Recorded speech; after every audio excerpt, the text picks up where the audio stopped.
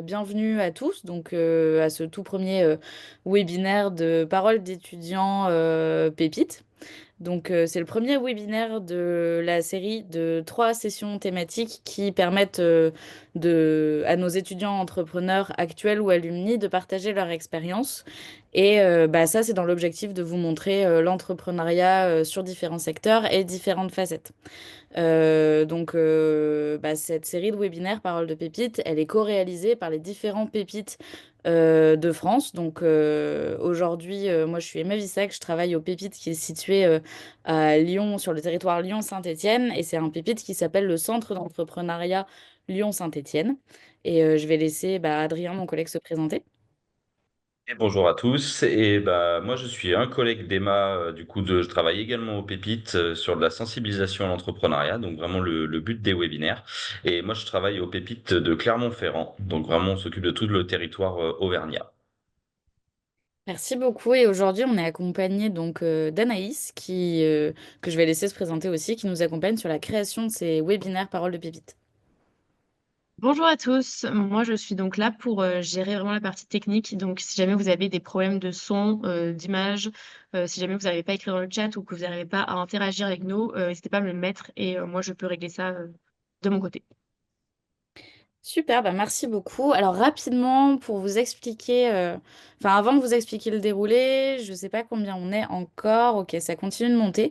Donc on va vous poser quelques petites questions, histoire de savoir qui vous êtes, d'où vous venez, pourquoi vous êtes là, le temps que tout le monde arrive. Premier sondage, c'est parti. Alors avant tout, moi, ce que j'aimerais savoir, c'est pourquoi est-ce que vous êtes là ce soir? Est-ce que vous êtes déjà entrepreneur? Peut-être que vous êtes déjà même dans le réseau Pépite France. Est-ce que vous êtes simplement passionné d'entrepreneuriat et que vous aviez envie d'en savoir plus? Ou est-ce que vous êtes curieux sur le sujet du jour, plus spécifiquement les industries culturelles et créatives aujourd'hui? On va vous laisser quelques minutes pour répondre.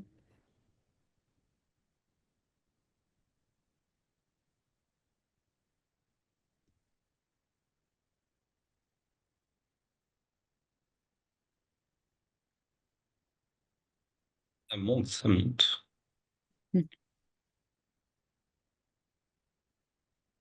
Alors, je vois qu'on a de plus en plus de monde.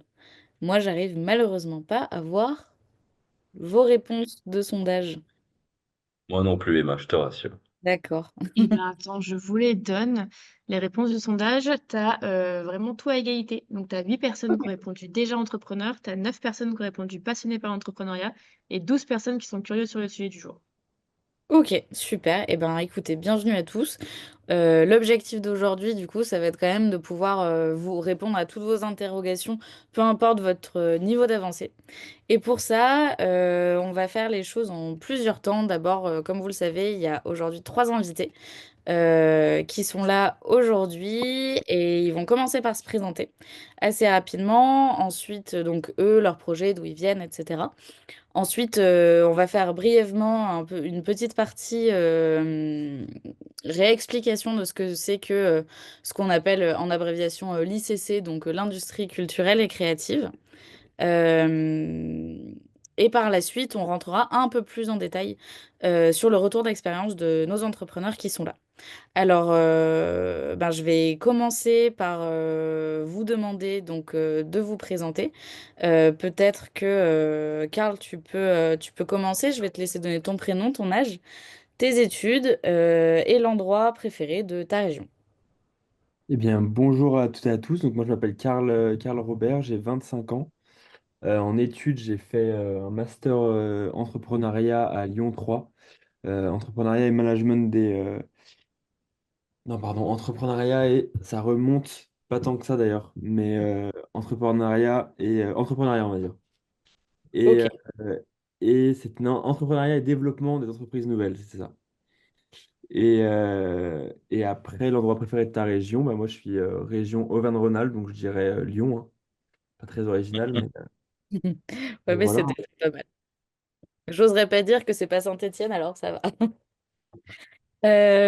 Dimitri, Ouais, je vais me présenter aussi. Bonjour à tous. Donc moi, c'est Dimitri, j'ai 22 ans. J'ai fait mes études en prépa et ensuite à l'EDEC à Lille. Et donc, bah, mon endroit préféré, c'est vraiment Lille. Moi, j'étais dans les pépitos de France. Et Lille, c'est la plus belle ville de France, selon moi. Donc, voilà. Eh ben, super. Audrey, à toi? Bonjour tout le monde, moi c'est Audrey, j'ai 23 ans et là j'ai fini une licence de lettres modernes et je suis actuellement en césure pour passer le diplôme d'entrepreneur, donc le D12E. Et l'endroit préféré de ma région, donc j'habite à Clermont-Ferrand et mon endroit préféré c'est le plateau de Gergovie. Notamment y aller la nuit en été où on peut voir toutes les étoiles, c'est vraiment chouette. Voilà. J'imagine. Merci à tous et puis bienvenue à vous trois. Surtout, on va tout de suite enchaîner avec quelques questions qui vont concerner un petit peu le sujet du jour. Donc, je le répète, ICC, industrie culturelle et créative. Qu'est-ce que c'est? Je vais laisser la parole à Adrien à ce sujet-là. Et bah, du coup, bonjour à tous. Enfin, pour ceux qui viennent juste d'arriver. Donc oui, c'est juste rapide pour redonner un petit peu de contexte, parce que j'imagine que ce qui vous intéresse le plus, c'est surtout le parcours des étudiants. Donc en fait, c'est juste pour redire un peu pourquoi ce que c'est que ces ICC. Donc les ICC, c'est des industries culturelles et créatives, et donc c'est les secteurs d'activité qui ont quoi, pour en gros objectif la création, le développement, la production, la promotion, etc. de biens et services et d'activités, mais en lien avec tout ce qui va être culturel, artistique ou patrimonial. Et du coup, ça permet aussi de faire mettre en avant des savoir-faire, que ce soit les savoir-faire français, mais soit ou même étrangers, des savoir-faire aussi régionaux. On a vu nos trois intervenants qui sont assez chauvins. Donc du coup, voilà, ça peut être aussi un moyen de mettre en avant votre terroir, vos savoir-faire, etc. Et c'est un secteur qui est vraiment un secteur qui est important en France. On a mis quelques chiffres juste après qu'on va vous montrer rapidement. Si tu peux passer à la suite, Emma, s'il te plaît. Merci. Et voilà, en fait, c'est juste pour vous montrer l'impact en fait de ces ICC. Ça représente 110 milliards d'euros de chiffre d'affaires, tout confondu. Donc c'est quand même quelque chose d'énorme. Activité. Donc forcément, qui dit milliards de chiffre d'affaires, dit gros secteur, dit aussi beaucoup d'emplois qui sont générés. Et surtout, ça représente aussi une grosse partie des exportations françaises, parce que souvent on pense aux industries, aux entreprises en France, aux entreprises locales, mais ça représente aussi beaucoup de choses à l'étranger, avec une grosse croissance du coup qui est plus rapide que les autres exportations. Donc en fait, il y a des vrais savoir-faire en France, et du coup, ça peut être vraiment intéressant de les valoriser et de les mettre en avant. Et du coup, le dernier chiffre, c'est que ces ICC, elles représentent 5% du PIB français à elles seules. Donc, ça fait quand même une grosse contribution. On pense souvent au secteur de l'alimentation, à des gros secteurs, etc., qui sont des gros secteurs, mais la culture en fait partie. Et j'ai même envie de dire que encore plus depuis les années Covid, etc., où forcément le monde de la culture a quand même relativement souffert. On se rend compte qu'il y a de plus en plus de projets de création d'entreprises sur ces secteurs-là. Et il y a vraiment beaucoup de choses à reconstruire, beaucoup de choses à construire, beaucoup de choses à créer. C'est un secteur qui, comme tous les autres, doit aussi s'adapter aux avancées technologiques, aux avancées, etc., et aux changements de mode de consommation. Donc voilà, c'est vraiment un secteur qui est fondamental. Et j'imagine que si vous êtes nombreux aujourd'hui, c'est en partie parce que vous êtes intéressés par ce sujet. Voilà. Merci beaucoup, Adrien. Alors, on va tout de suite revenir à nos entrepreneurs. J'aimerais tour à tour que vous nous parliez un peu de vos projets, donc décrire un petit peu ce que vous faites aujourd'hui, comment est-ce que ça a démarré, ce que c'est aujourd'hui et d'où vient votre envie d'entreprendre et surtout pourquoi dans ce secteur spécifique des industries culturelles et créatives. Donc, euh, donc, exactement ce que je disais. Et je te propose de commencer, Karl. Trop cool.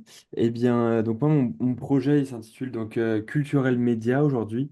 C'est un média culturel 100% digital que j'ai fondé à Lyon, donc il y a 6 ans. Depuis peu, on le nomme vraiment Culturel Média, mais de base, c'est Culturel Lyon. C'est un média en ligne 100% sur Instagram où en fait on diffuse des événements culturels et festifs auprès d'une communauté. Donc tous les événements L'idée en nous suivant, c'est que les personnes qui habitent dans la ville dans laquelle on va être en place, donc à commencer par Lyon, en nous suivant, en suivant notre média, seront au courant de toutes les actualités liées à la culture, donc tout ce qui va être musée, cinéma, exposition, tout ce qui est lié à l'art et toutes les sorties culturelles de la ville. Donc voilà, il y a 6 ans, ça a été créé à Lyon. Aujourd'hui, à Lyon, on est leader sur ce secteur-là sur Instagram. Et donc, on a une communauté de 170 000 personnes. Et depuis 2-3 ans, on a développé ça sur plusieurs villes en France, donc à Lyon, Paris et Marseille. Et donc aujourd'hui, on a 320 000 personnes qui nous suivent sur les 3 villes. Et en fait, au quotidien, on crée du contenu engageant et créatif sur les réseaux sociaux pour, avec comme principal enjeu de faire savoir à nos communautés ce qui se passe pour la culture dans les villes. Voilà, et donc aujourd'hui, on travaille avec plus de 700 partenaires clients en France et on touche 5 millions de personnes par mois sur les 3 villes réunies.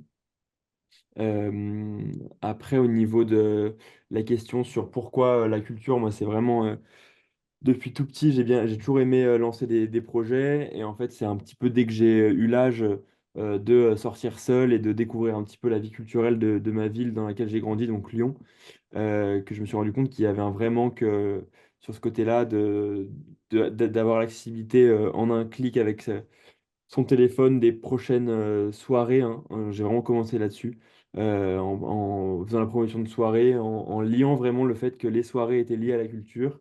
Et après, avec le temps, j'y ai lié tout ce qui était culturel au sens plus large, donc autant musée, cinéma, théâtre, que soirée, que festival.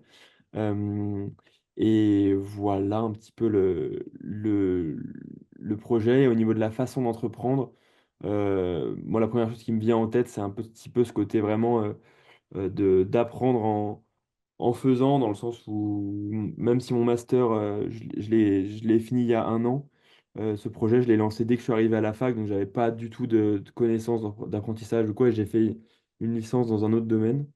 Du coup, voilà, la façon d'entreprendre, je dirais ce côté, la spontanéité et entreprendre voilà, de manière spontanée avec quelque chose qui m'animait au quotidien, qui était donc les sorties culturelles.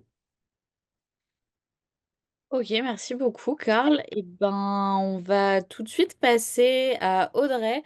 J'aimerais préciser que vous avez tous, spectateurs, un onglet chat et un onglet questions-réponses sur lequel vous pouvez discuter et poser vos questions auxquelles on répondra soit en direct, soit à la fin lors des échanges.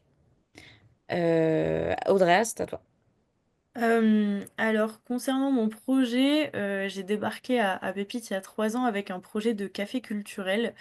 Parce que mon but en fait c'était de mettre en avant les artistes et auteurs à échelle locale et de jouer en fait sur le lien de proximité entre public local et artistes locaux. Ça vient de moi, ma petite expérience en tant qu'auteur, en faisant beaucoup de salons, etc. J'ai pu découvrir ça et c'était vraiment chouette. J'ai découvert aussi pas mal d'artistes et auteurs pour le coup qui avaient du mal à se faire connaître, donc ça m'a donné envie de les aider. Et du coup, 3 ans après, aujourd'hui, du coup, Galaded, c'est un dispositif complet qui permet aux artistes et auteurs de se professionnaliser donc à échelle locale. Ça passe par de la formation. Donc il y a le Gala Atelier qui est un atelier d'écriture sur un an qui permet aux auteurs en herbe d'écrire leur roman de l'idée à la publication. Et il y a aussi une formation qui s'appelle la Galasphère et qui permet, elle, de se professionnaliser, d'avoir accès à tout le réseau local et de se lancer de manière sereine, de faire le tri dans toutes les informations qu'on peut entendre dans le milieu culturel. Et du coup, il y a aussi une offre d'événementiel qui vient compléter tout ça. Donc, c'est les galas-événements. C'est un gros événement par mois en centre-ville à Clermont-Ferrand. Et le but, encore une fois, c'est de rassembler tous les artistes-auteurs de la région et de les mettre, enfin, de les faire rencontrer leur public, local. Donc ça passe aussi par des ateliers, ça passe par des conférences, etc. Le but, c'est de créer du lien et du sens, surtout, voilà, comme on le retrouve pas toujours sur tous les événements.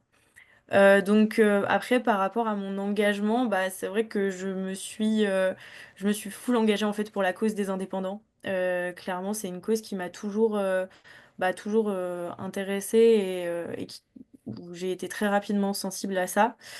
Euh, et c'est vrai que du coup, bah, le projet en fait s'attache voilà, à les aider et à les accompagner du début jusqu'au développement et bien après s'être lancé. Et alors, concernant ma façon d'entreprendre, en fait, je suis un peu sur deux fronts parce que j'ai le réflexe de beaucoup m'entourer. Donc que ce soit de pépites, mais aussi toute la sphère culturelle locale. Il y en a beaucoup d'accompagnants à Clermont-Ferrand pour le coup. Il y a le damier, il y a aussi les programmes étudiants type Life for Good, etc. Donc moi pour le coup ouais j'aime bien m'entourer, avoir des vraies bases, des vrais appuis solides pour développer mon projet. Mais aussi du coup bah je rejoins Karl sur ça, enfin le côté spontané et tenter des trucs et après on verra si ça si ça marche. Je pense que ça reste quand même la meilleure façon d'entreprendre. Enfin tant qu'on n'a pas testé et tant qu'on n'a pas fait on peut pas savoir donc on perd rien à se lancer voilà. Ok, merci Audrey. Dimitri, je te laisse prendre la suite. Ouais, carrément. Bah, du coup, moi, mon projet, c'est Ticket Nook. C'est le Too Good To Go de la culture. Donc, en gros, on revend les quelques places de spectacle invendues à la dernière minute à bas prix pour éviter de les gâcher. Donc, sur le concept du gaspillage alimentaire, on a fait la même chose pour le gaspillage culturel. Et donc, ça permet d'aller au spectacle à prix cassé. C'est une initiative pour les étudiants parce qu'on a remarqué que beaucoup d'étudiants n'allaient pas au spectacle pour des raisons financières. Mais c'est pas seulement destiné aux étudiants, bien sûr, c'est destiné à tout le monde. En gros, c'est juste pour démocratiser la culture à tous. Donc, on a fait une application de Ticket Nook qui est disponible sur l'Apple Store et tout. Donc, ça fait 1 an qu'on s'est lancé. Et on a aussi un média culturel qui est plutôt sur Instagram.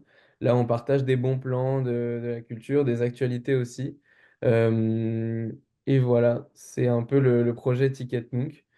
Euh,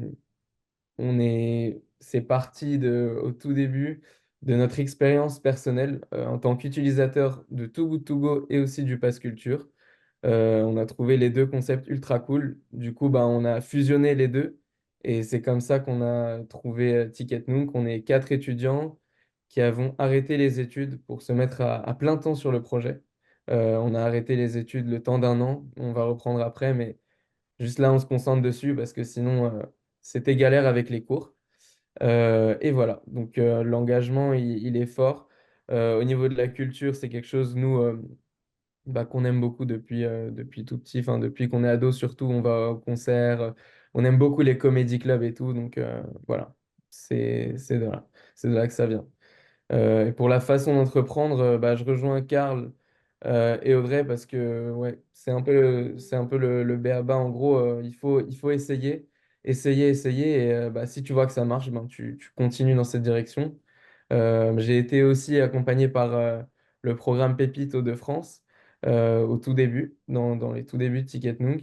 Et voilà, on est incubé dans des écoles. Donc il faut aussi savoir bien s'entourer.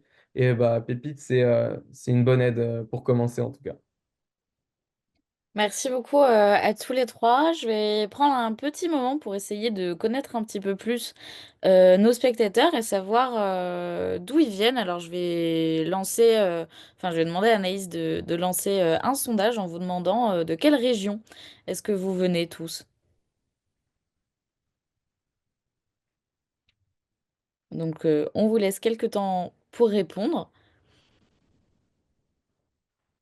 et on va très vite passer à la suite. Je vous laisse 30 secondes quand même. Anaïs, n'hésite pas à me dire quand est-ce que je peux enchaîner. Bah, ça monte encore, là, on a encore des Encore. gens qui répondent. Bon, Alors, je pense que qu'est-ce c'est qui est le bon. plus surprenant?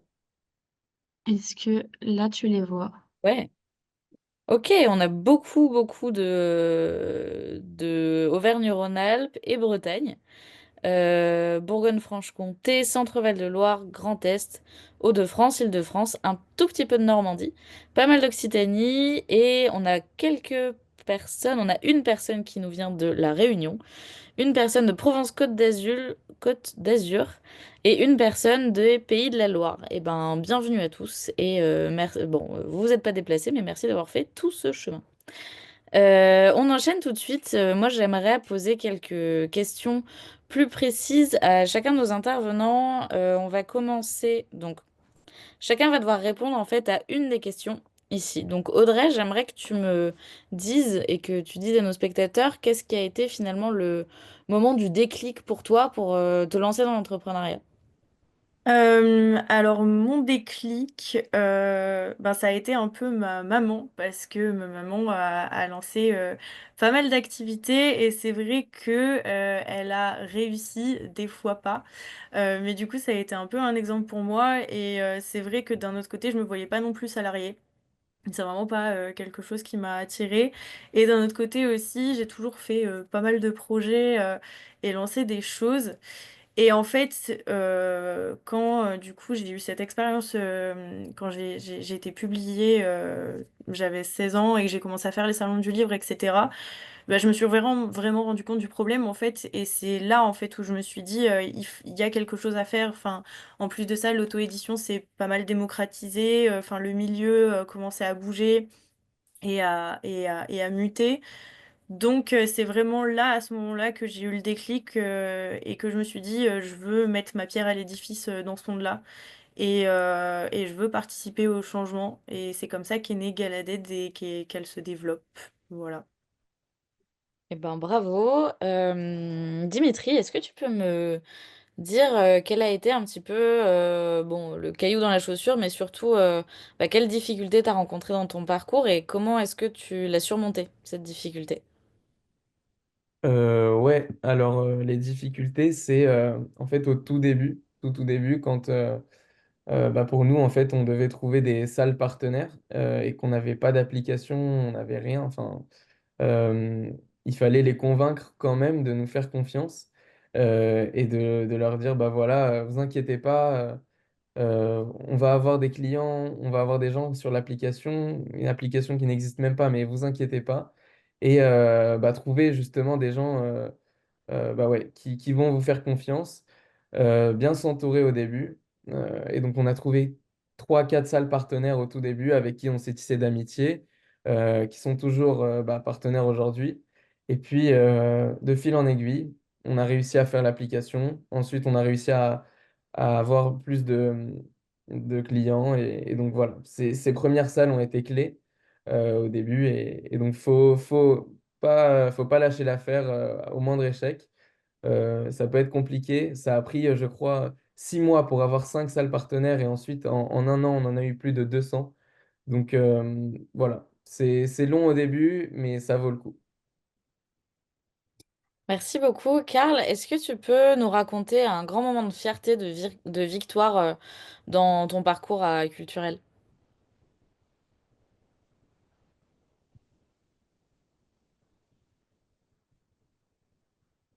Karl? Désolé, désolé, il n'y avait pas le micro. Bah, j'ai rien dit d'intéressant. Je réfléchissais juste à ce moment. Franchement, en vrai, j'ai un truc bien concret, c'est quand j'ai signé mon premier CDI en janvier, il y a un an maintenant. Je dirais que c'est ça. Sur le côté ressources humaines, c'est ce côté-là. Le fait de savoir que le travail fourni depuis 5 ans peut enfin vraiment payer et une personne à temps plein. Ok, donc aujourd'hui, t'en vis complètement de culturel? Moi, oui, justement, mais justement, et le fait de pouvoir payer aussi d'autres personnes à temps plein, c'est ça qui était vraiment le côté victoire, de savoir que le fruit du travail qui part de juste bah, notre cerveau à chacun arrive à faire vivre des personnes aujourd'hui. Bah, bravo pour ça. Dimitri et Audrey, est-ce que vous arrivez à vivre de votre activité aujourd'hui? Vas-y, Audrey, je te laisse commencer. Alors, pour le moment, personnellement, non. Je suis actuellement du coup en micro-entreprise et je me suis lancée du coup en janvier 2023. Je dégage un petit chiffre d'affaires, donc c'est le début, mais en fait c'est vraiment ça, c'est au début on galère, on galère, on galère et après tout se débloque. Donc c'est en train, donc j'ai hâte et je crois que ça va bientôt arriver, donc je croise les doigts, mais voilà. Et ben, en tout cas, j'espère que tous les spectateurs t'envoient du courage. Merci. Dimitri? Ouais, bah nous on est quatre du coup dans la startup et on se fait on arrive à avoir un petit salaire, mais on vit chez nos parents donc on n'a pas forcément besoin d'énormément. Et puis surtout on remet tout dans la boîte pour essayer de grandir le plus possible. Ok, bien stratégique, pas mal. Ouais. Euh, Et enfin, j'aimerais que vous répondiez, que vous preniez à peine 30 secondes chacun pour répondre à cette question. Quelles sont les compétences que vous avez acquises au cours de votre parcours et enfin, soit quelle a été l'utilité, soit quelle utilité vous y voyez pour plus tard. Audrey, tu veux commencer? Oui. Alors en termes de compétences, c'est très large en fait, et c'est extrêmement vaste, que ce soit en termes de compétences juste techniques, des compétences RH aussi. Actuellement, j'ai une stagiaire et, et d'autres personnes aussi qui travaillent sur le projet. Donc vraiment voilà, savoir aussi remettre en question, on va dire, les normes RH. Ça c'est quelque chose aussi qui me passionne, justement avoir, on va dire, des compétences plus humaines et une gestion salariale beaucoup plus juste pour le coup. Il y a aussi des compétences en termes de réseautage, tout simplement, savoir entretenir un réseau, savoir parler en public. Enfin, avant, j'étais une grande timide, donc, donc voilà. Et puis, c'est aussi des soft skills, comme par exemple, savoir se lancer des défis, sortir de sa zone de confort aussi. De l'intelligence, ouais, de l'intelligence émotionnelle, de l'intelligence, pour le coup, très pratique. Enfin, le panel est tellement large en fait que c'est vraiment de A à Z dans la création d'entreprise et dans le développement d'activités. C'est une expérience que je conseille à tout le monde, même une fois dans sa vie, d'essayer de se lancer. Parce que en tant qu'être humain, on évolue, mais en tant que même compétence plus large, enfin, c'est un gros boost pour le coup. Ok. Dimitri? Ouais, c'est vrai que c'est super large, mais être son propre patron et avoir son propre business, ça demande bah voilà, de savoir toujours se remettre en question, d'être proactif. Bah, et aussi, tout simplement d'avoir le courage de se dire que voilà, même si ça marche pas au début, bah, il faut continuer. Mais aussi, enfin, il y a des compétences très classiques pour d'autres métiers qu'on apprend en startup, comme le démarchage, la gestion d'une compta, ou enfin, la gestion, ouais, comme tu le disais, Audrey, de RH. Euh, mais aussi et surtout, enfin, c'est super cool de pouvoir entreprendre parce que plus tu travailles, plus tu vois ton, le fruit de ton travail en fait. Donc ça, bah, c'est une compétence à avoir de savoir se dire que bah, il faut beaucoup travailler pour voilà, arriver à ses objectifs. Ok. Et Karl? Ouais, bah moi je rejoins grave Audrey et Dimitri sur tout ça. Le côté compétences acquises, c'est vrai que bah, aujourd'hui, même parfois, quand j'ai des discussions avec des amis de mon âge ou quoi, je me rends compte que je maîtrise des sujets sur des sujets qu'en fait on n'aurait jamais pensé pouvoir maîtriser aujourd'hui, sur toute la partie comptabilité, stratégie, finance, tout ça, alors que et ce fait de vraiment apprendre sur le tas, sur tout ce qui est compta et tout, là où par exemple, typiquement, moi, j'étais pas très bon en cours sur la compta et aujourd'hui de voir concrètement sur quoi on applique tout ça avec son entreprise. Les compétences, comme tu disais Audrey, le côté du réseau, ça, enfin, moi j'essaie vraiment chaque semaine de faire enfin, sans me forcer, mais en vrai, si, en me forçant quand même parfois. Mais au moins deux soirées un peu serrage de paluche. Et franchement, ça paye à tous les coups. C'est un truc de fou comment, en fait, bah, aller vers l'autre et aller rencontrer des personnes. Enfin, on aura toujours à leur apporter, ils auront à nous apporter. Et c'est vraiment. Enfin, en dehors de LinkedIn qui est assez façade, le fait de voir les gens en vrai, l'important de l'humain en vrai, je dirais vraiment ce côté de voir les gens en vrai et que ça n'a rien à voir que d'être sur les réseaux et que ça prend tout son sens aujourd'hui quand on rencontre les gens dans la vraie vie. Et après, les compétences aussi, je pense que relativiser aussi pas mal sur des sujets, sur plein de sujets du quotidien, que ce soit, enfin voilà, ce côté vraiment relativisé et ouais, prendre en responsabilité sur des choses, prioriser mieux et, euh, et voilà. Et aussi avoir une vision, ça, que moi, je sais que c'est souvent à l'incubateur, c'était des incubateurs pépites. On me disait, c'est quoi ta vision, c'est quoi ta vision? J'avais beaucoup de mal à donner ma vision. Et aujourd'hui, maintenant qu'on est une petite équipe, je me rends compte que c'est important d'avoir une vision pour notamment motiver les gens qui travaillent avec soi, pour leur donner à eux la vision de continuer et de savoir qu'ils s'embarquent dans un projet long terme. Là où au début, j'avais tendance à me dire, bah, si, pas si ça s'arrête demain, mais c'était pas très grave, alors qu'aujourd'hui, quand il y a des gens qui sont impliqués vraiment dans le projet, on peut pas leur, enfin, ils peuvent pas trop entendre que si ça s'arrête demain, c'est pas grave, parce que eux, ce sera grave pour eux. Du coup, il y a un peu ce côté de voir un peu plus long terme qu'auparavant. Ok, merci beaucoup. Moi, j'aimerais rajouter une question qui est pas affichée. Est-ce que vous trouvez que le secteur dans lequel vous travaillez, donc l'industrie culturelle et créative, est particulière par rapport à d'autres marchés? Et si oui, quelles sont ses singularités? Comment, ce qui... Euh, Ouais, c'est vrai que c'est particulier. En gros, il y a deux choses que je retiens. Mais déjà, la première chose, c'est que les gens sont ultra sympas. En tout cas, les interlocuteurs que j'ai dans les salles de spectacle et tout, c'est des gens ils sont là pour toi et ils s'en fichent limite du business et tout. Bah, ce qu'ils veulent, c'est vraiment faire découvrir la culture à tout le monde. Donc, Karl, tu parlais de la vision. En gros, la vision de faire découvrir la culture à tout le monde, ils la partagent avec toi. Donc, en gros, ils seront là pour toi et pour travailler avec toi, même si ça demande quelquefois des sacrifices pour eux, notamment en termes de temps ou quoi, ou de patience. Et donc, ça, c'est la première chose. La deuxième, c'est que parfois, du coup, eh bien, il y a moins ce côté business. Donc, quand toi, tu es forcené et tu te dis, bon, bah, moi, je veux juste faire de l'argent et tout, tu te prends rapidement des bâches parfois. Et bah, il faut apprendre à composer avec cette donne et bah, faire en sorte que bah, parfois tu t'assois sur de l'argent, mais tu respectes ta vision. Par exemple, un exemple très concret, c'est on va proposer des événements gratuits sur Ticketnook, sur l'appli. On gagne zéro argent dessus, mais bon, bah, mais c'est tant mieux. Il y a aucun problème là-dessus. Voilà. Ok.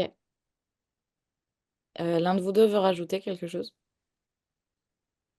Euh, ben, il y a aussi le côté où, dans le domaine culturel et artistique, en fait, au niveau des statuts juridiques, ça, enfin, ça fonctionne pas du tout pareil. Par exemple, je travaille avec des auteurs et des artistes, mais si je veux étendre, par exemple, mon réseau à l'intermittence du spectacle en termes de rémunération, etc., enfin, c'est pas du tout la même chose. Donc, faut quand même être assez calé pour le coup dans le domaine culturel en général. C'est pour ça qu'il faut pas hésiter à s'entourer, en fait, aller chercher les différentes parties prenantes, etc. Enfin, pour le coup, élargir son réseau et bien maîtriser tous les aspects juridiques pour pas se tromper et pour pas ben, avoir des offres complètement décalées par rapport au secteur culturel qu'on va démarcher pour le coup. Mm. Ok. Est-ce que Dimitri, tu as quelque chose à rajouter? Karl, pardon. Moi, oui, c'est vrai. Enfin, je rejoins totalement aussi Dimitri sur le côté. L'argent, c'est. Moi, j'ai longtemps dit que l'argent était tabou dans la culture. En vrai, je pense pas que ce soit totalement vrai parce que les gens, quand même, ils ont conscience que bon, on est dans un système capitaliste, donc faut pas se voiler la face. Il faut de l'argent pour payer des gens, il faut de l'argent pour grandir. Donc ça, moi, ça a été vraiment un peu, pour le coup, le caillou dans dans la chaussure pendant longtemps. En fait, on vendait des choses et notamment à Lyon, on proposait un service payant pour lequel les gens n'avaient jamais payé avant. Les gens, ils payaient pour des affiches dans le métro, ils payaient pour ça, mais ils payaient pas pour avoir un post sur Instagram pour parler de leur événement. Donc ça a été très compliqué à mettre en place. Et encore aujourd'hui, on se prend des bâches là-dessus en mode vous faites payer. Enfin, c'est une honte de faire payer pour la culture. Moi, j'ai déjà eu des messages comme ça. Mais aujourd'hui, là, je suis vraiment passé outre sur ce côté-là. Mais c'est vrai que même les visios, les rencontres qu'on a au quotidien, les profils qu'on a en face de nous, enfin, j'ai noué beaucoup de liens amicaux avec des gens du milieu de la culture. Alors que dès qu'on échange avec des milieux beaucoup plus business, quand on travaille avec des marques par exemple, ou des gens qui sont vraiment là pour répondre à un objectif de rentabilité et de notoriété pour une marque ou quoi, eh bien je dirais que les relations sont pas les mêmes. La visio, elle commence, on se raconte pas notre week-end, quoi. Ça va direct dans OK, vous avez combien, on peut faire quoi, quand, et ça va droit au but. Mais du coup, il y a un côté parfois aussi positif où, du coup, sur le côté moins culturel, on a tendance à moins perdre de temps. Tout le monde, il y a moins ce côté passion, en fait, tout simplement, je trouve. Ok. Eh ben, merci beaucoup. Si je ne m'abuse, il est temps qu'on réponde à toutes les questions que vous pouvez vous poser. Donc n'hésitez pas, c'est le moment de nous envoyer des messages. Vous pouvez poser autant de questions sur Pépite France que sur les projets et les stades d'avancée de nos intervenants, même si c'est le plus important, justement, profiter du fait qu'ils soient là aujourd'hui. Je vais commencer par une question de Morgane pour Karl. Comment vous faites pour trouver des événements à publier? Est-ce que vous les trouvez par vous-même ou c'est les événements qui vous contactent pour être publiés? Bah ça s'est fait un petit peu en deux temps. Il y a eu vraiment la part. Enfin, au départ, quand on lance une ville, par exemple, c'est vraiment le côté où on va chercher. Donc, Facebook Event, par exemple, ça a été notre base de données pendant très longtemps et encore aujourd'hui pour voir les événements qui sont publiés dans les villes qu'on couvre. Après, il y a d'autres applications comme Shotgun. Et même si on voudrait parler de pièces de théâtre, on pourrait aller sur Ticketnook aussi pour voir s'il y a des pièces qui sont répertoriées le week-end, par exemple. Donc je dirais qu'il y a cette partie-là qui est assez dominante. Et après, évidemment, on reçoit aussi beaucoup de communiqués de presse, d'invitations, de mails, nous envoyant des événements euh, pour qu'on en fasse la promotion. Et voilà, donc c'est un peu moitié-moitié, je dirais, entre de la veille personnelle et des demandes entrantes. Ok, merci beaucoup. J'ai une question. Combien de temps a mis vos... j'imagine que c'est vos, vu que c'est pas adressé à quelqu'un en particulier, donc vos projets à germer. Donc le temps entre l'idée initiale et la première action visible par toutes et tous. Moi, ça a pris un an pile, on va dire, entre l'idée et le premier euro sur Stripe. Alors perso, j'ai mis un peu plus de temps parce que j'étais partie du coup sur un café culturel et en fait ce qui me bloquait c'était la barrière financière parce que quand on a besoin de 200 000 euros d'investissement et qu'on est étudiant, disons que bon la levée de fonds ça se fait pas comme ça et après à force de rencontrer des gens qui ont challengé le projet, c'est là où j'ai pensé à l'itinérance et où du coup à me lancer sans la structure et c'est là où ça a débloqué donc entre l'idée de café et le lancement du premier événement, c'était en juillet du coup 2024. Donc ouais, je dirais 3 ans à peu près. Ok. Et Euh, oui, pardon, vas-y. moi, du coup, vu que il y a aucun coût dans le sens où c'est entre guillemets qu'une page Instagram. Nous, ça a été vraiment, enfin, ça a été immédiat, on va dire. En gros, vraiment, c'est un soir où j'ai eu envie de lancer ça parce que je trouvais ça manquait à Lyon. Le lendemain, c'était lancé, ça avait ce nom-là et le logo. Après, ça a beaucoup évolué. Et par contre, le premier euro, comme tu as dit, Dimitri, par rapport au premier euro qui arrivait, moi, ça a mis avec le modèle économique qu'on a actuellement, ça a mis 2 ans, ouais. Le, le premier euro, ouais. Ok, d'accord. Petite question assez rapide. C'est quoi les statuts juridiques de vos entreprises et pourquoi ces choix-là? Alors moi, c'est une SAS Ticket Nunc, mais on a chacun un statut de micro-entrepreneur qui nous permet de nous payer en freelance. Comme ça, c'est des montants variables qui ne respectent pas forcément le SMIC. Euh, mais du coup, le choix de la SAS, ça s'est fait tout simplement parce qu'on n'est pas obligé de mettre beaucoup de capital. On a mis quelque chose comme 20 euros chacun au tout début. Le montant minimum, c'est 1 euro. Donc, c'était surtout la flexibilité et puis c'était super rapide à créer. Ok, Audrey? Alors, perso, du coup, je suis en micro-entreprise depuis 2023 parce que je suis toute seule sur mon projet depuis le départ et que c'est le plus avantageux. La micro-entreprise, bah, en fait, c'est en fonction de ton CA. Donc, si tu fais 0 € de CA, t'as aucune charge. Et c'est en fonction, en fait, du développement de ton CA que tu commences à avoir des charges. Mais ouais, pour se lancer, la micro, c'est le plus simple et c'est le plus avantageux. Et moi, pareil, j'avais fait une micro aussi jusqu'à atteindre les limites du statut. Et du coup, pareil, j'ai monté une SASU du coup. Donc comme Dimitri, mais juste unipersonnel vu que je suis seul associé. Et j'avais hésité avec la SARL. Et aujourd'hui, j'avais un peu conclu qu'en gros, c'était un peu... Enfin, si on veut faire rentrer des actionnaires, etc., il faut que ce soit une SAS. Mais ça, c'est pas forcément les plans, mais c'est surtout le côté... c'est un peu soit on se verse des dividendes et un petit salaire, et dans ce cas, c'est SAS, soit on se verse un salaire correct, mais pas de dividendes. Au niveau de la fiscalité, etc., c'était plus SARL. Donc, mais après, ça c'est pas mal remis en cause, même enfin, en question sur le côté SAS, SARL. Voilà. Ok, merci. Est-ce que le projet que vous présentez ce soir, c'est le même avec lequel vous êtes entré à Pépite au tout début? Oui, oui, personnellement, oui. Également, ouais. Et c'est un non pour ma part. Raconte-nous alors. Et ben, en fait, j'avais des grandes ambitions du coup avec ce café. Et en fait, ben, grâce à Pépite, en fait, tu te rends compte que ben, il y a ça, plus ça, plus ça, plus ça qui s'ajoute. Surtout quand on a un lieu. Quand c'est dématérialisé, en fait, c'est beaucoup plus simple de se lancer. Et à la limite, l'idée de lieu, je l'ai encore dans la tête, mais je me rends compte que ce sera plus faisable quand j'aurai lancé mon activité et que ben voilà, j'aurai déjà une communauté aussi derrière moi pour me suivre. Là, à ce moment-là, l'idée de lieu pourra regermer et sera plus facile à mettre en place.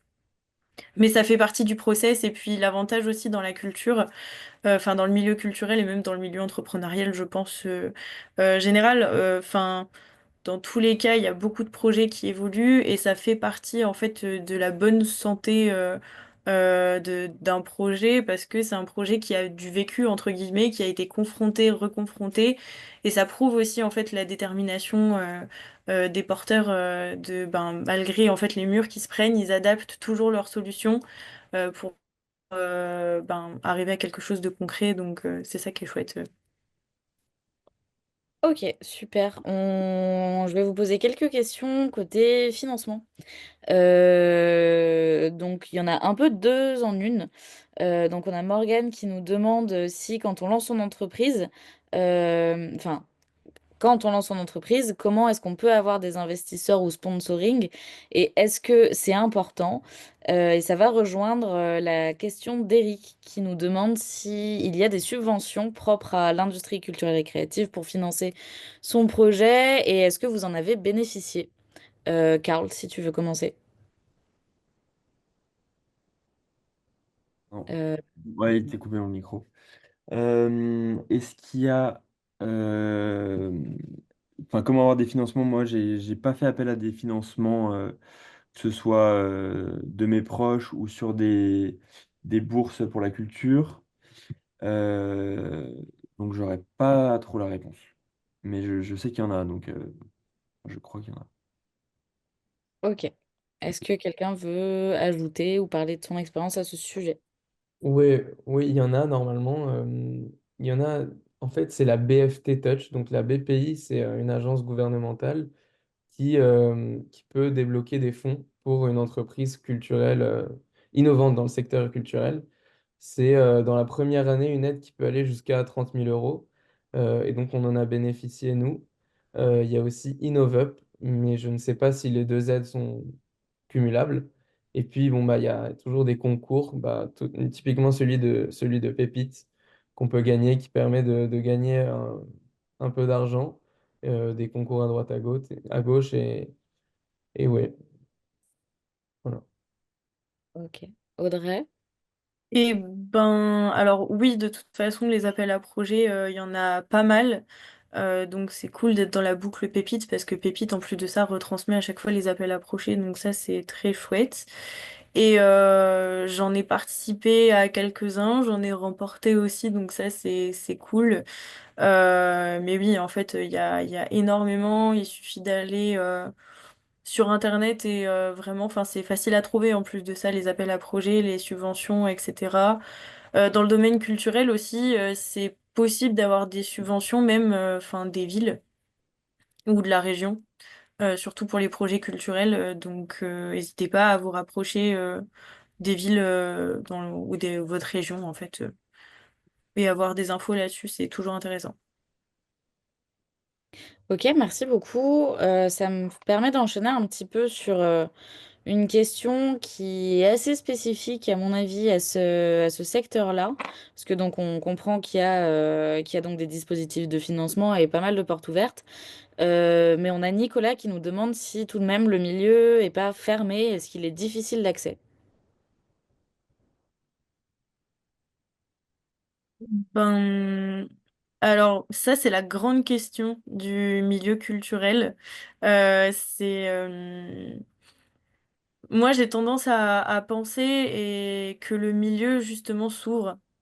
Il a tendance à beaucoup plus s'ouvrir qu'avant. Pourquoi? Parce qu'il y a pas mal, en fait, d'initiatives indépendantes culturelles que c'est en train de se démocratiser et que aujourd'hui, il y a beaucoup, beaucoup de projets culturels centrés autour de ça et de cette volonté, justement, de rendre le milieu accessible. Après, en termes de réseau, purement, en fait, c'est ça, faut avoir le bon contact au bon moment, mais c'est possible et faut pas aussi surtout hésiter à aller démarcher ces personnes-là parce qu'on pense qu'elles sont fermées et en fait pas du tout. Généralement, vous allez tomber sur des interlocuteurs qui vont être super intéressés par vos projets, par vos initiatives. On pense pas au début et en fait elles vont vous accompagner, elles vont vous donner des conseils sur le milieu, les réalités, mais aussi les opportunités qui peuvent s'offrir à vous. Donc c'est pour ça, c'est comme tous les milieux, faut tenter et même dans la culture et il faut y aller au culot surtout. Et généralement c'est là à ce moment-là que ça se débloque et qu'on se rend compte de toutes les possibilités qu'il y a. Merci beaucoup. Karl ou Dimitri? Non, bah, j'avoue, sur le côté y aller au culot, je te rejoins de fou. Et c'est vrai qu'étant donné que c'est un milieu fermé, quand même, j'ai l'impression que c'est un milieu qui attire beaucoup et enfin, qui fait pas mal miroiter sur le côté événementiel, etc. Bah, on a envie de dire que le meilleur moyen d'y entrer, c'est de créer son propre projet, quoi. Mm. Question suivante ou Dimitri, tu veux rajouter quelque chose? Non, mais c'est vrai qu'il faut bien s'entourer, enfin, avoir les contacts. Parfois, ça peut être un secteur qui a du mal à adopter de nouveaux outils, mais en vrai, ils sont assez ouverts, donc ça va, c'est Ok. faisable. Et du coup, est-ce que vous avez pas eu peur de vous lancer à un moment, peut-être de pas voir vos projets déboucher sur quelque chose de concret? Moi, Si vous voulez y aller les gars ou j'y vais comme Non, vous. vas-y, vas-y, oh, ouais.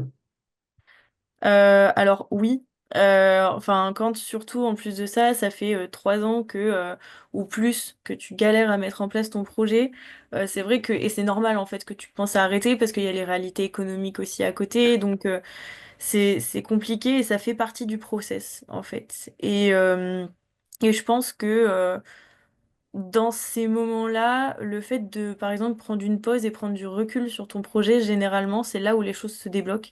Parce que tu vas faire des rencontres et qui vont bah, t'aiguiller, en fait, et te mettre le doigt sur le problème sur lequel tu bloques, par exemple, pendant 6 mois, voire un an. Et là, tout va s'éclairer et tu vas trouver la solution qui va permettre de créer la bascule entre ton point de blocage et du coup l'avenir de ton projet. Et je dirais qu'il n'y a pas de fin en soi, c'est juste des questions d'opportunité et de timing en fait et de contexte. Mais c'est normal. Faut pas s'inquiéter, faut pas se formaliser surtout. C'est vraiment normal et faut toujours essayer de trouver les solutions. Tant que t'as pas tout essayé, rien n'est perdu, en gros. Dimitri? Est-ce que j'ai eu peur, enfin peur, j'irai pas jusque-là, mais en tant qu'étudiant, enfin moi j'ai lancé le projet quand j'étais étudiant, donc je me suis dit que j'avais un petit peu un filet de sécurité derrière moi, et c'est pour ça qu'en général, moi je conseille de lancer, si on a une idée, bah, son idée pendant qu'on est dans les études supérieures, parce que c'est là on a le moins de responsabilités, peut-être le plus de temps qu'on peut perdre bêtement, mais du coup, bah, il y a bien cette possibilité de faire sa propre entreprise, de développer son idée, son projet. Et donc, bah, il faut en profiter de ces quelques années. Et puis au pire, bah, si ça marche pas, on- vous avez tout le temps après de retenter quelque chose d'autre plus tard. Mais voilà, les études, c'est fait pour, je pense. Ouais, je suis totalement d'accord aussi ouais, sur le. Pareil, moi j'avais lancé pendant les études et comme je disais, pendant 2 ans, je ne me suis pas rémunéré. Du coup, si j'avais été dans la vie active, ça aurait été compliqué. Et après, moi, un moment où j'ai vraiment failli arrêter, bah, c'était pendant le Covid. Du coup, comme il n'y avait plus d'événements à promouvoir, ça a été très, très compliqué. Et c'est une des rares fois où je me suis vraiment dit, mais en fait, là, je vais arrêter jusqu'à que le gouvernement annonce la réouverture des lieux culturels. Et après, voilà. C'est- Sur du concret, c'était ça. Ok, et du coup, quel a été votre premier déclic un petit peu qui vous a permis de vous rendre compte qu'il y avait bah, enfin, une réalité économique et sociale derrière vos projets? Euh, Euh, réel- Dimitri. Vas-y, Vas-y. Dimitri. Donc, une preuve concrète que le projet bah, avait du sens, c'était quand on a lancé le projet, on a eu nos premiers euros, mais c'était pas, enfin bon, c'était pas ouf. Et ensuite, on a commencé à lancer une com un peu agressive sur TikTok et tout. Ça a percé et il y a les chaînes de télé qui nous ont contactés. Et ça a pris d'un coup, on ne sait pas comment. C'était un peu de la chance, mais c'est là où on s'est dit, bon, bah voilà, en fait, on tient un truc et donc on va continuer dedans. Euh, voilà, ça s'est fait très vite entre le moment où on a lancé et le moment où il y a des chaînes de télé. Il y a eu 2 mois. Et donc,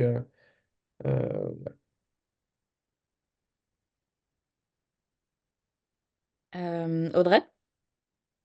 Euh, alors, moi, je m'en suis rendu compte en fait parce que, enfin, quand j'ai lancé mes nouvelles offres du coup d'événementiel, en fait, la particularité du coup de mon offre, c'est que je le fais dans les commerces de centre-ville. Donc, en fait, je propose une offre d'événementiel à des commerçants. Donc déjà sur le principe, se dire bon bah voilà, genre je vais demander de l'argent à ces personnes-là pour leur vendre une offre culturelle et mettre en avant du coup leur structure par le biais culturel, c'est pas quelque chose qui se fait en général. Enfin, il y a aucune, enfin très peu ou je les connais pas, mais en tout cas tu débarques un peu avec un concept un peu bah, loufoque pour le coup pour le milieu et en fait voir que ça marche, que ça prend qu'on commence à te contacter aussi à l'extérieur et que enfin en fait les événements que tu crées ça crée de l'engagement que pendant les événements j'ai par exemple des commerçants qui m'ont dit attends je vais filmer parce que c'est magique ce qui se passe quand par exemple il y a un auteur qui donne un atelier avec les gens et que les gens se mettent à créer tous ensemble et que même les commerçants qui sont tes clients enfin te disent ça. Ouais, à ce moment-là, tu te dis, ok, genre, il y a vraiment, vraiment, vraiment un intérêt derrière. Et pareil, bah, quand les médias commencent à te contacter et à s'intéresser à ce que tu fais, ben, en fait, tu te rends vraiment compte de l'apport que tu arrives à donner aux gens. La satisfaction client aussi, bien sûr, mais l'engouement après que ça crée, c'est vrai que c'est assez magique à voir. En tout cas, dans le domaine culturel, c'est très cool. Donc, ouais. Quelqu'un veut rajouter quelque chose? Ok. Alors, il va falloir qu'on aille un peu vite. Une question qui est revenue plusieurs fois. Comment est-ce que vos familles, amis et entourages ont perçu votre volonté de vous lancer dans Pépite et dans votre propre entreprise? Karl? Moi, sur ce côté-là, ça a très, enfin, mes parents, aujourd'hui, ça commence à aller, mais encore il y a pas longtemps, ils savaient pas ce que je faisais. Donc, enfin, l'entourage, il n'y a pas que les parents, mais en vrai, enfin, mes amis, pour le coup, ça a été mes premiers soutiens depuis le jour 1. Ça, c'est indéniable. Et c'est vraiment grâce à eux aussi que j'ai eu le courage de le lancer parce qu'ils m'ont tout de suite soutenu, tout de suite partagé autour d'eux, tout de suite utilisé le service que je proposais, etc. Donc, les amis, ça a été vraiment le premier soutien positif. Et après, le côté, je dirais pas négatif, mais plus dubitatif, ça a été vraiment mes parents qui voulaient que j'ai un travail enfin, mon père me disait toujours, oui, bon, ça c'est bien, mais du coup, tu vas faire quoi comme taf? Et ma mère, enfin, mes parents, même pas pour les citer, mais encore, enfin, souvent, ils me disent, mais du coup, je dis quoi, dis que tu fais quoi dans la vie aux gens quand ils me demandent ce que tu fais, parce que je sais même pas ce que tu fais et tout. Donc voilà. Mais c'est pas, mais là, maintenant qu'ils savent que j'en vis et tout, ça va, mais ils n'ont pas été très rassurés pendant un moment au départ, ouais.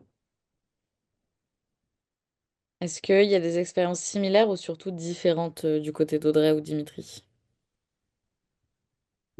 Euh, non, moi c'est assez similaire à Karl. En vrai, mes parents au début ils étaient un peu dubitatifs, surtout le fait de mettre en pause mes études. Ils me disaient, mais qu'est-ce que tu fais? Tu peux faire ça en parallèle et tout.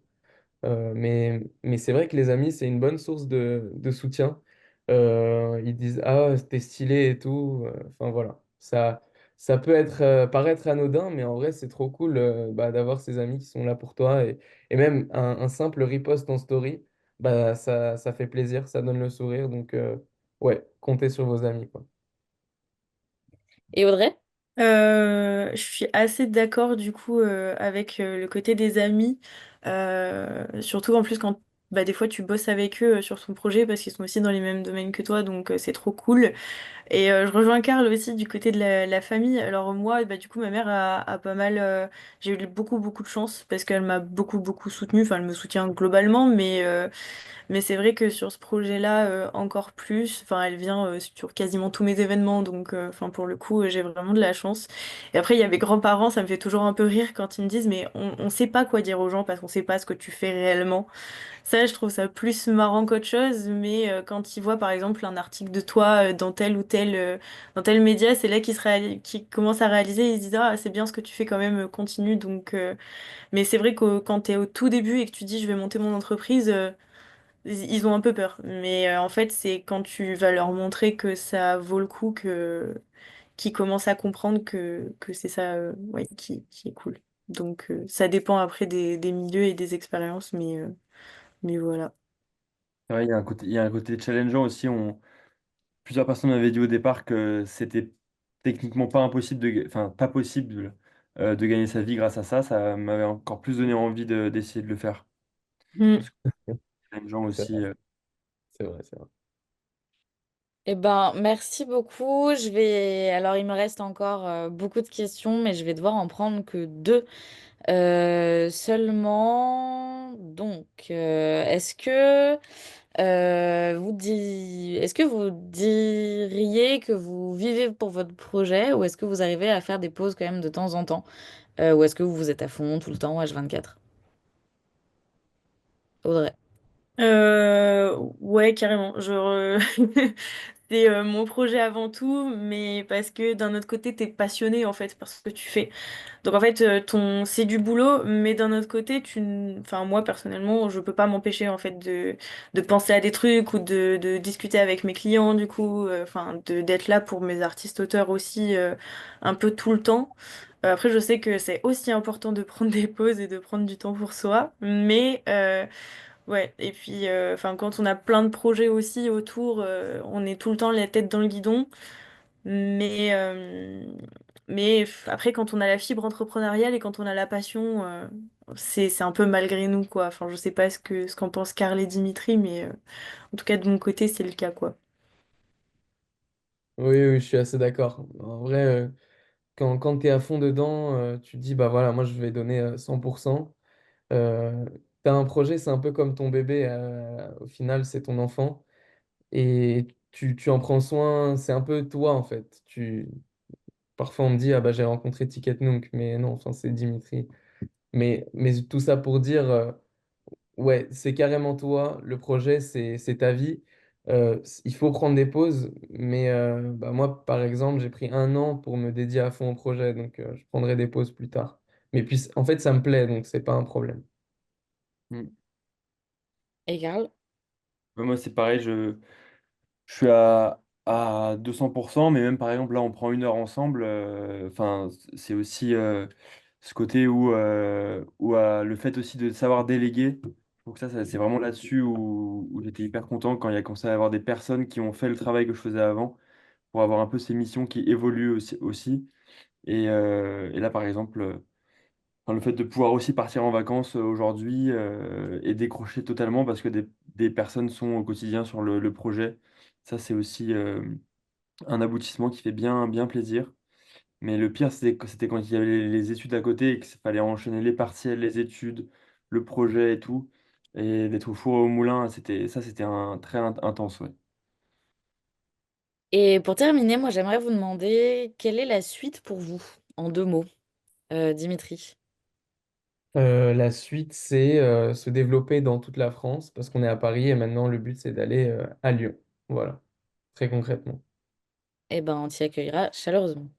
C'est gentil, merci. Karl?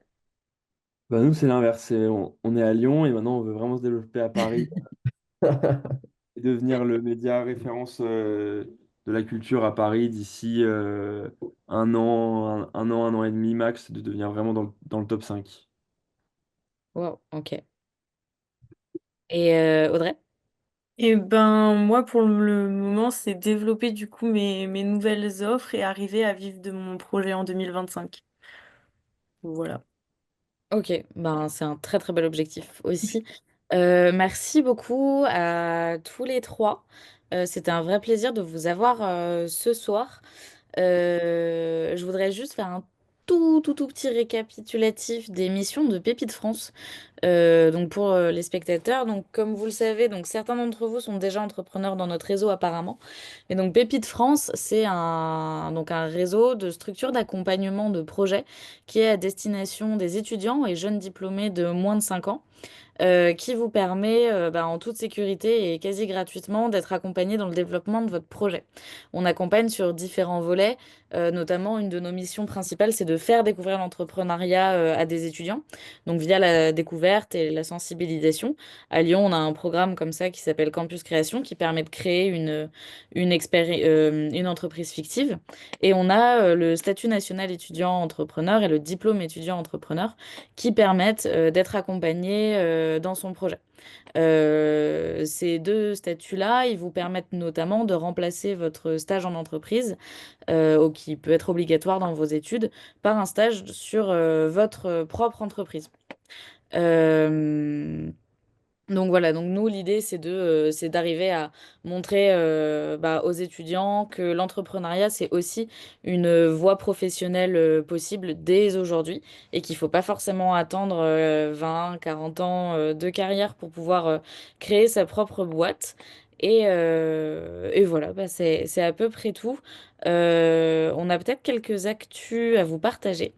Euh, en ce qui concerne le pépite d'Adrien et le mien, à Lyon, en ce moment, on est en plein appel à candidature pour l'un de nos incubateurs, qui se terminera en janvier.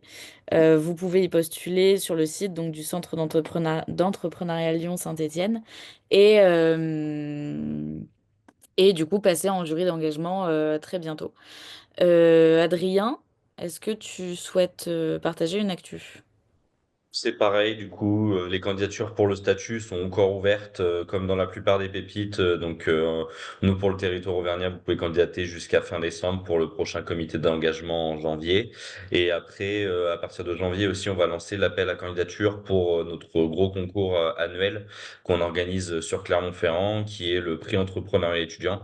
Et du coup, c'est un concours qui est ouvert à l'ensemble des étudiants du territoire. Que ce soit sur des projets fictifs ou réels. Il y a différentes catégories en fonction de si vous c'est un projet réel ou juste une idée et en fonction aussi de l'état d'avancement de vos projets. Voilà.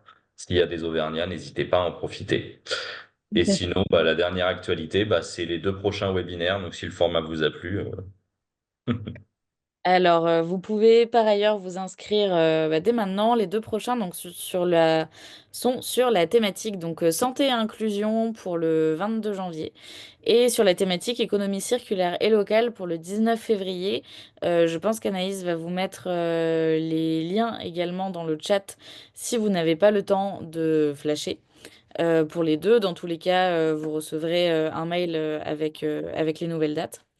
Et on vous remercierait aussi si le webinaire, pardon, vous a plu ou déplu de répondre à cette enquête de satisfaction. Parce que ça nous permet d'améliorer chaque année le contenu et le format. J'ai vu aussi qu'Anaïs vous avait envoyé dans le chat les différents comptes LinkedIn de Karl, Dimitri et Audrey. Si vous avez envie de les contacter, d'en savoir plus, ils prendront le temps pour vous répondre s'ils en ont. Évidemment, parce que vous voyez que être entrepreneur, c'est quand même beaucoup de boulot. Et j'ai cru voir que Jacob avait des synergies à chercher avec toi, Audrey, Oui, oui, sur des j'ai projets vu. similaires. Donc voilà, petit mot de la fin, merci à tous et on se reverra au prochain webinaire. Trop cool. Bah, Merci merci en tout cas beaucoup. pour l'invitation. Ouais, merci C'est beaucoup. très cool. Ouais, merci à très vous très d'avoir bien. pris le temps. Merci beaucoup à vous. Et puis bonne continuation dans vos projets. Merci, Merci. c'est gentil. C'est gentil. Et ben au revoir à tous. Au À bientôt. revoir. Bonne soirée.